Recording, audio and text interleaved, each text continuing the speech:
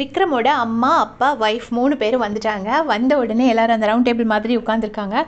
உட்காந்துருக்கும்போது பாரு சொல்கிறாங்க, ஆண்டி என்னை பயங்கரமாக வேலை வாங்குறா ஆண்டி அப்படின்னு சொல்லிட்டு அப்படி செல்லமாக கம்ப்ளைண்ட் பண்ணுற மாதிரி பண்ணுறாங்க. அதுக்கு கனியக்கா சொல்கிறாங்க, ஆமாம் அந்த அம்மா அப்போ கம்ப்ளைண்ட் பண்ணோடனே அப்படி எல்லா வேலையும் செஞ்சு முடிச்சிருவாங்க அப்படின்னு சொல்லிட்டு கனியக்கா சொல்கிறாங்க.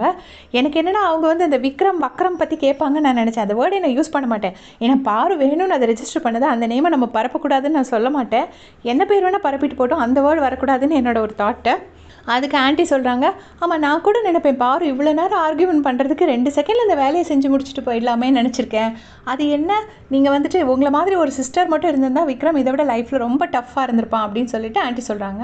உடனே அவர் விக்ரமோட அப்பா வந்துட்டு என்ன சொல்கிறாங்க அப்படின்னா, அப்பா கிட்ட பாரு சொல்கிறாங்க, அங்கிள் கொஞ்சம் 2 அடி கொடுத்து அவனை சரி பண்ணுங்க அங்கிள் அப்படின்னு சொல்கிறாங்க. அவர் எப்படி தான் ஒரு பதிலும் சொல்லாமல் போனாரோ இல்லை நமக்கு ப்ரமோவில் காட்டலையே அப்படிங்கிறது தெரியல. விக்ரமோட ஒய்ஃப் ரொம்ப அமைதியாக ஸ்மைல் மட்டும் பண்ணிகிட்டே இருக்காங்க. அப்புறமா தனியாக கூப்பிட்டு வச்சுட்டு விக்ரம் கிட்ட 2 பேரும் பேசுகிறாங்க. விக்ரமோட அப்பா என்ன சொல்கிறாங்கன்னா, நீ அழும்போது ரொம்ப கஷ்டமாக இருக்குடா அப்படின்னு சொல்கிறாரு. பாவம் அவங்க பிள்ளை இல்லை, அதனால அழும்போது அவங்களுக்கு கஷ்டமாக தானே இருக்கும், அதை சொல்கிறாரு. சொன்னோடனே இந்த ஆண்டி சொல்கிறாங்க, உன்னை இமோஷ்னலாக ரொம்ப உடைக்க ட்ரை பண்ணுறாங்க, நீ அதுக்கு இடம் கொடுக்காது அப்படிங்கிறாங்க. கொஞ்சம் நல்லா அட்வைஸ் பண்ணிட்டு தான் போகணும். அதுக்கு விக்ரம் சொல்கிறாரு, என்னால் என்ன முடியுமோ நான் அதை பண்ணிகிட்ருக்கேம்மா அப்படின்னு சொல்கிறாரு. அவர் கொஞ்சம் டீசெண்டான கேம் விளையாண்டுருக்காரு. வித் எல்லா ஹியூமன்ஸ் போல் ஃப்ளாஸ் உள்ள ஒரு பர்சன், அவ்வளோதான்.